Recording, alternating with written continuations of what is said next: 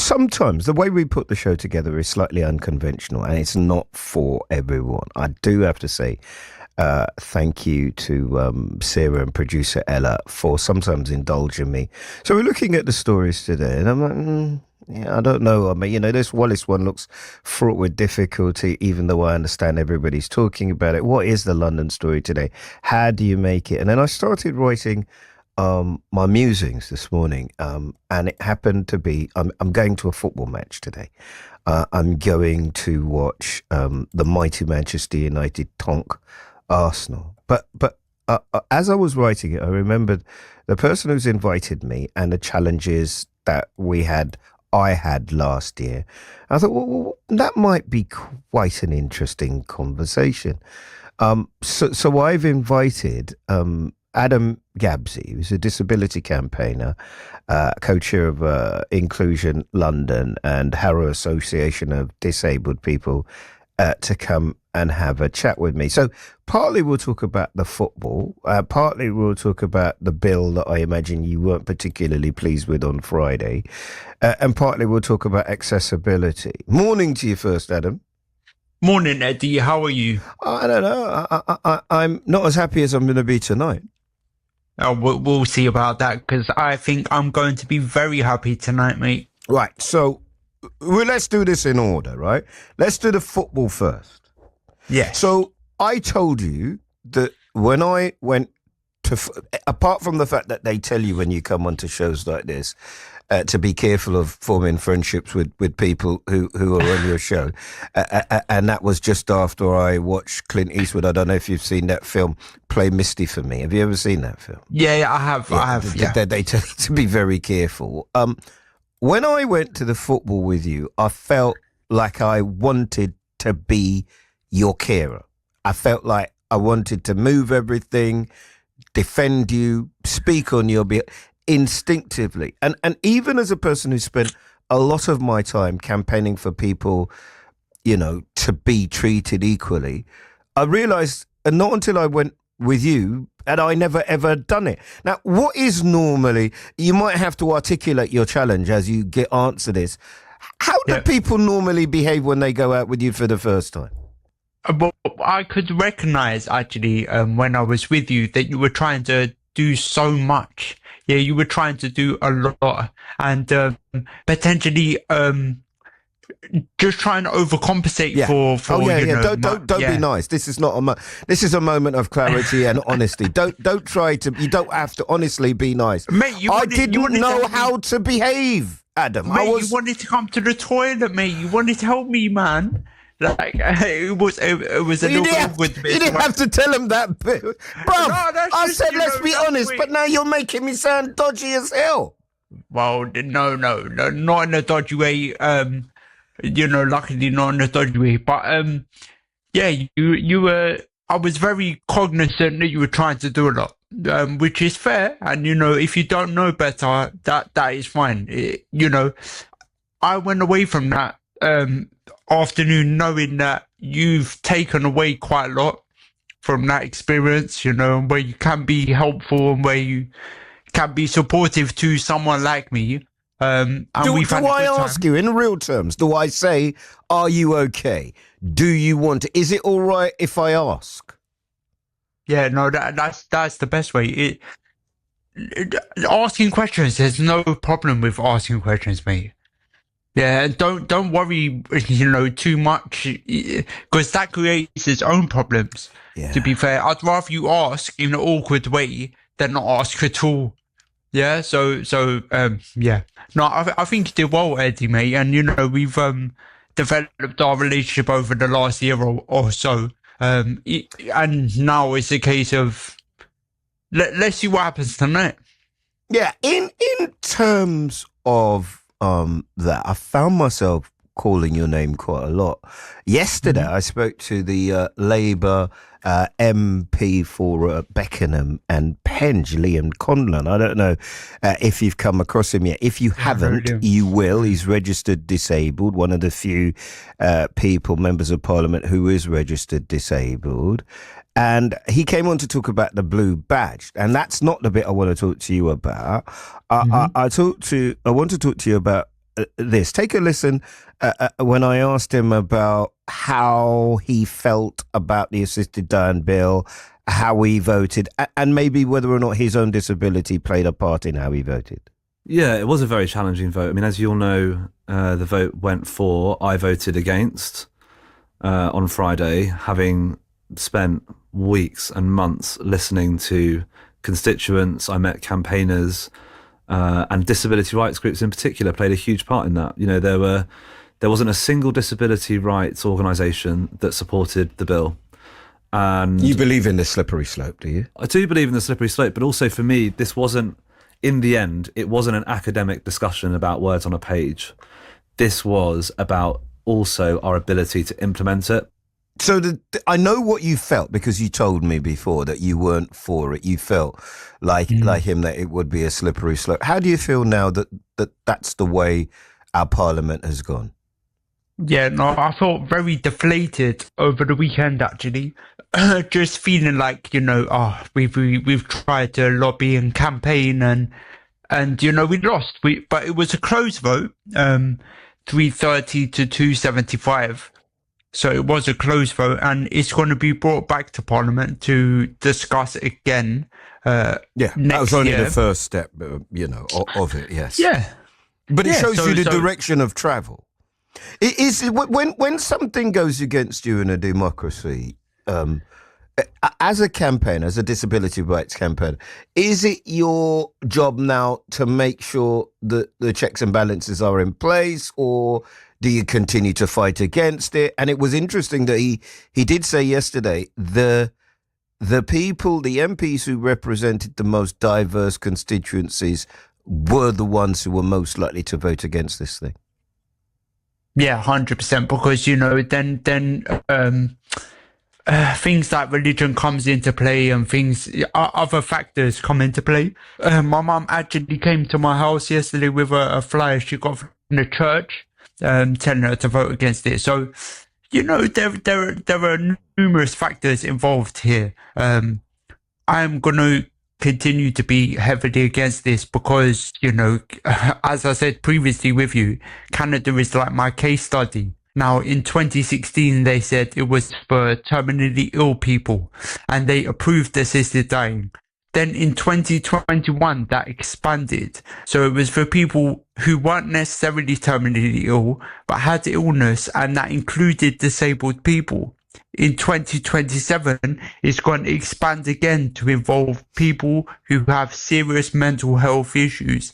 Now, you know, it started one way, it's evolving, it's changing, and, you know, more groups are getting caught up in this. Yeah, it does sound great. And to be fair, if anyone wants to help us lobby, you know, Inclusion London, contact us, because there's been a serious lobbying from the other side. So you've seen posters in Westminster Station. But is that not? But is that not what we've signed up to? A democracy. It was fantastically well debated. It was hugely respectful. It wasn't one of those crazy ones, was it? Well, I wouldn't say. Even though the debate was good, I wouldn't say 5 hours is giving the whole subject enough credit. Yeah, so I think it deserves more time than 5 hours. Have we lost Adam? Oh, I think we've lost Adam there. I think you get the gist of it. What I really wanted to end up asking was about if we try to get him back. On the way up the... Can you hear me? I can now. All right, sorry. Well, okay. Let me quickly ask, because we get your drive on that, and I'm guessing that you and I will have that debate again. We will. Very quickly, there was, from the government, you know, push to expedite any changes to buildings over 18 metres and 11 metres. We were at Parliament the other day, and they were debating Grenfell in relation.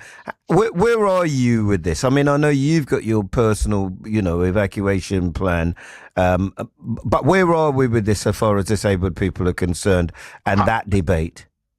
That is a very interesting one, because yesterday was International Day of Disabled People. Now, why I refer to it as disabled people rather than people with disabilities is because I remove the focus on of the person and put it on the barrier that society has brought into place. So, for instance, I live on the 6th floor. I'm a wheelchair user. I live above a Morrison's. In the Morrison's, there are 3 lifts, yeah? And neither lift is working, right? So I become more disabled to that societal barrier. Really is as simple as that. If your local underground station is not accessible, not step, you're dead. Yeah, and this is something that can be remedied through government spending. So I think inclusion is a choice. Yeah, I think barriers are created by priorities being in the wrong place. So yes, I do have a personal emergency evacuation plan, but I will not be happy and content until all disabled people have personal emergency evacuation plans. It should be part of your housing generally, and it should be updated on a yearly basis. And we will get there. And I'm trying to work with the fire brigade who do agree with me that, with the system. So it's just convincing landlords and we will get there. Yeah, this campaigner. So when I talked to you, you were a disabled person who was trying to rap. And now you're meeting ministers, you're having meetings and addressing the assembly. This campaign thing, where's it come from? Confidence, yeah. So to be honest, Eddie, mate, I can still rap you under the table if you want to rhyme words. But I'm just saying, the confidence that comes out of that creation, has gone into this creation now. So okay, speaking to MPs, I clearly have a talent of talking and putting myself across and articulating myself in a certain way, and I think it's more beneficial to help other people. Help is to support a strong group of disabled people rather than, nothing is vain or egotistical anymore. It's more for the group, for the collective. Right. Last question, unfair question, right? Which is, does it help you to feel better about yourself? It's a stupid question as well, by the way. With your challenges, using your voice in the way you do, helping other people, does it make you feel better about your situation? Does it help your situation? Yeah, that's actually a fair question, actually, and something I've considered before. And there's possibly a slight selfishness in doing what I'm doing because I'm personally involved in the outcome. So if more stations are step-free, it does benefit me. Yeah. If things are better for disabled people, it does benefit me. But that is not the driver, Eddie. Yeah, the driver is seeing someone, an elderly couple, use the lift at Harrow Hill station, or someone with a buggy, or another disabled person. It just, warms my heart, mate, and fills me with joy. So, less about me, and Yeah, well, keep doing what you're doing, and I suppose we're marking that that day. I'll be speaking to Ellie later on. Thank you very much. Look after yourself. I'll meet you later on, mate. Ellie, who is a model with Down syndrome, later on. But if he's gone, I'll say this, right? That we meet at Caledonian Road, and then we go on this weird journey because we have to go away, that his wheelchair can go up and down pavements, ramps, that when I went with him, the people clearly recognised him and understood here is a person in a wheelchair. The facilities at Arsenal were fantastic. The way he was treated was fantastic. And I watched somebody, I know this sounds stupid, which is why I don't want to say it in front of him. I watched somebody become more able in that ground on the way to it while we were watching the football than they were when we were at Caledonian Road. Does that make sense what I just said there? That the nearer we got to that stadium is the more able he became, and the less of an issue his wheelchair or his ability came. So look, sometimes we have to go with the flow, right? So I'm asking you about how mobile, how able you are in London. If you have challenges, what are the sorts of things that you'd like to see change? Is there a place that you go, as somebody in a wheelchair or somebody with mobilities, is there a place that you go that makes you feel able? And I really do wish he hadn't told you about the toilet bit. I'm never going to live that down. I said, are you all right going to the toilet? And he looked at me like, bro, you need to get away from me. I'm so silly. But I'd never done it before. I've never been anywhere and I didn't know what to do. And I'm sorry if making myself vulnerable makes me sound like an idiot, then that's what I am. But I know I'm not the only one in the village. He's tired and he's broken down. Today, let's start with last night. I went out with a disability campaigner who's become a mate, really, Adam Gabsi, and we met at Caledonian Road to watch the Arsenal versus Manchester United match. And in a way, yesterday we talked about how it was the first time I'd ever been out with somebody in a wheelchair, and how I'd behaved like his carer. And I had asked him if he was all right to go to the toilet. I did tackle him about that last night. He said, Ed, you speak my truth. You said, be as honest as I want. I said, yeah, but you didn't have to say that. Now I'm being teased everywhere I go. And then you walk the very long way around to get to the Emirates, because he's so that the wheelchair can do what the wheelchair does and there's no curbs and the like. And I've got to say, we lost the match 2-0, and it was absolutely heartbreaking to be with. Absolutely jammed it was with the Emirates yesterday, and they were noisy as hell, and some of those songs are quite creative. But the real reason I'm starting with this today is to tell you that I remember a couple of years ago, we did a feature with a guy who said when he was in Soho, he was himself, and the further he got away from Soho to Croydon, where he lived, was the less gay he became. So he had to straighten up, he had to look sharp, he had to have his wits about him as he moved further away. And he wasn't a guy, by like the 60th minute, he wasn't a guy in a wheelchair. He was an annoying little bleep who was enjoying, started off most of the songs in the stadium and was enjoying taking the mickey out of me. I mean, the only thing he can't do is tell them I'm a Man United supporter because it's tribal and some muppet will come and do something silly. So I have to sit there. Has anybody ever done it? Ola, have you done it?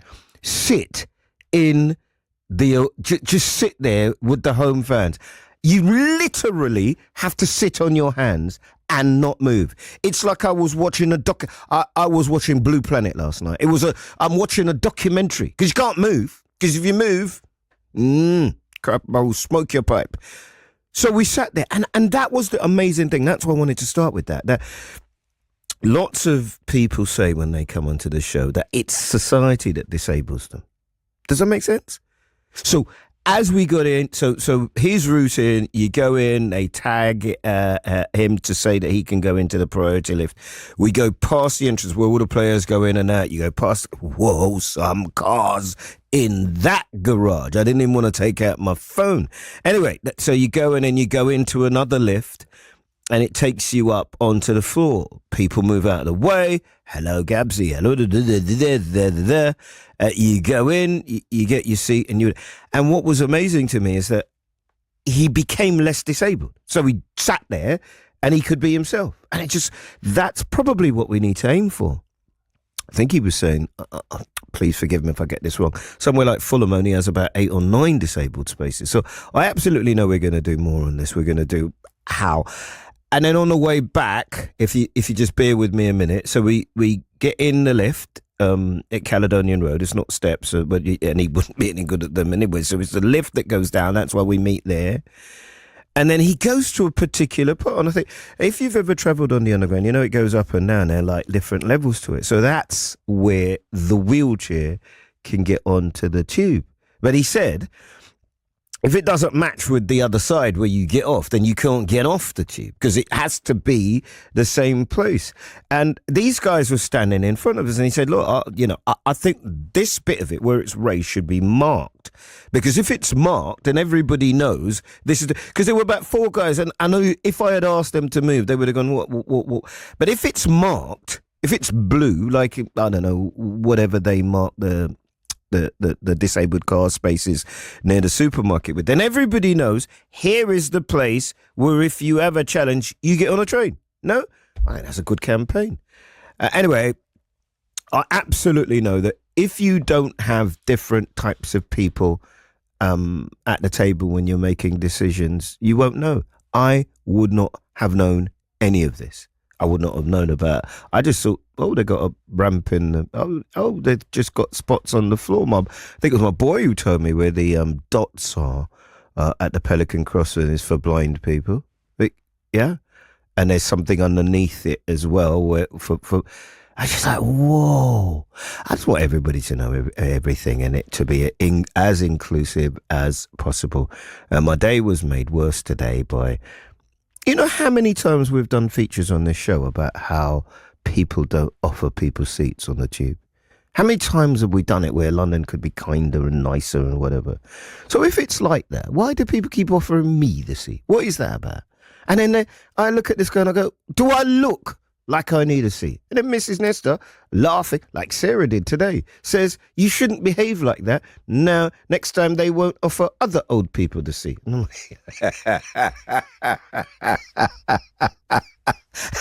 like,